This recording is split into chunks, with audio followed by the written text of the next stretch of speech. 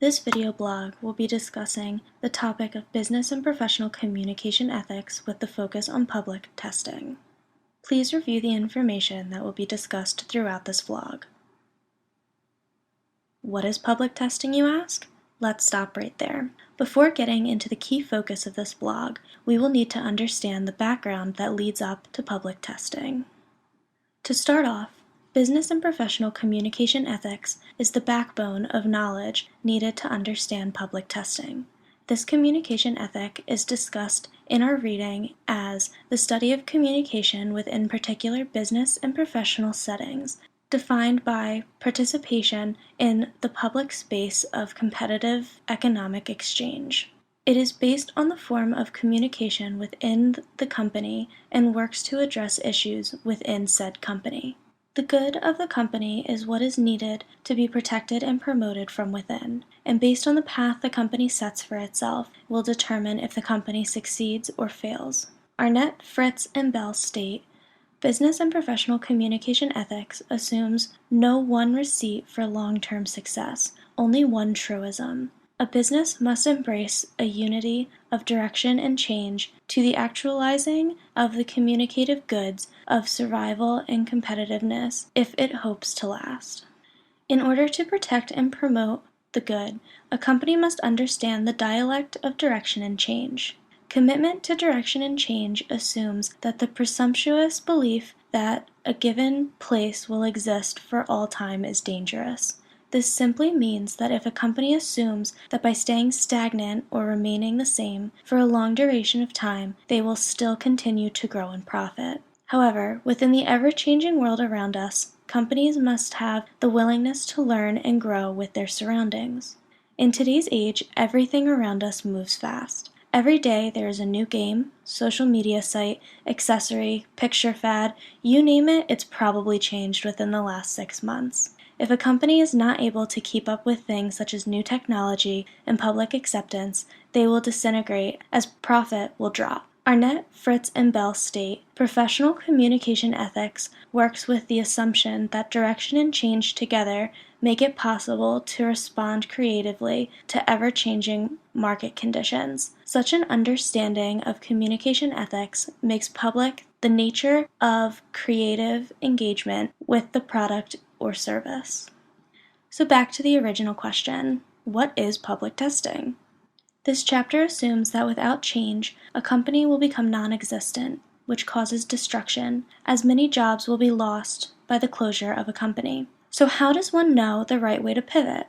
This can be done through public accountability or public testing, which rests with the ability to offer a why for a given direction and the reasons for taking another course. The first major test of direction and change, as stated in the book, rests within a public account of the identity of a given business or professional context. A company without clarity of direction falls prey to atrophy and decline, unable to engage in self-critical examination and change. If one is not adhering to the trends of the moment, they will fall behind the times. With knowing your public, a company can endure many changes with ease.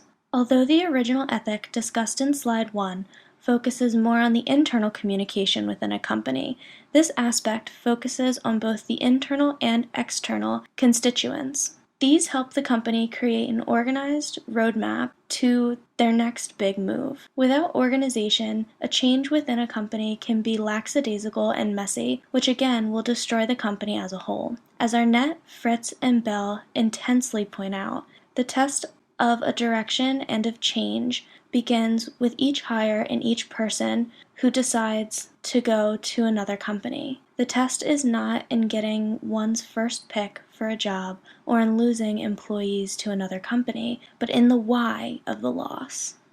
The why. This is the big aspect a company must focus on when they are going in a negative direction. Why are we failing? Why are people losing their jobs? And what can we do to fix it?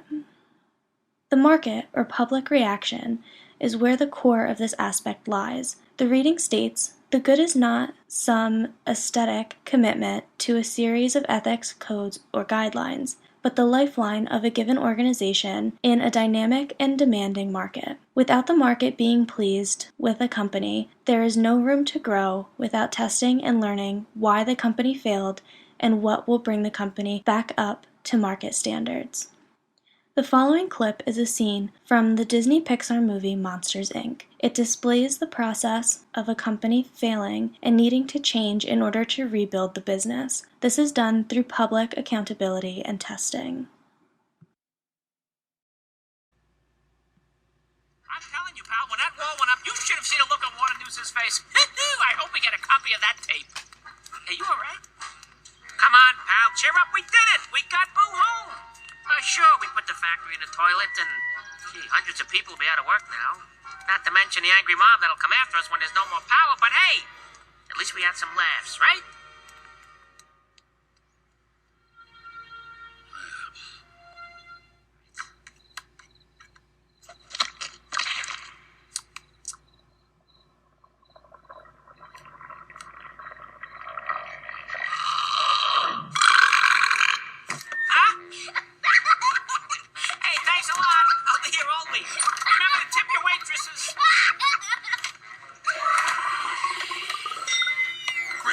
Mikey, you filled your quota on the first kid of the day. Not bad, huh? You know, only somebody with perfect comedic timing could produce this much energy in one shot. Uh-huh. And the fact that laughter is 10 times more powerful than scream had nothing to do with it. This clip starts with Sully and Mike leaving the company building, as the business has now been destroyed. As Mike discusses their reactions to the failed business, Sully recognizes that change must occur. Switching from scare tactics to laughter would bring the company back to life and regain the public's acceptance, as power is what they need. In the second scene, Sully explains that laughter is 10 times more powerful than scare.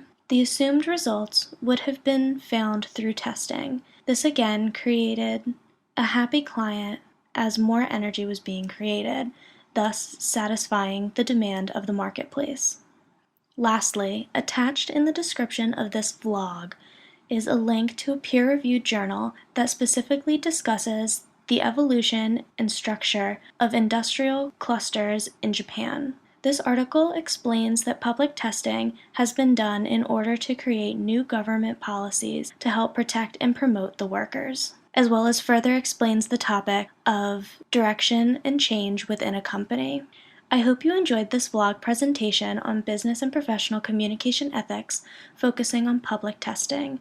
Thank you for watching.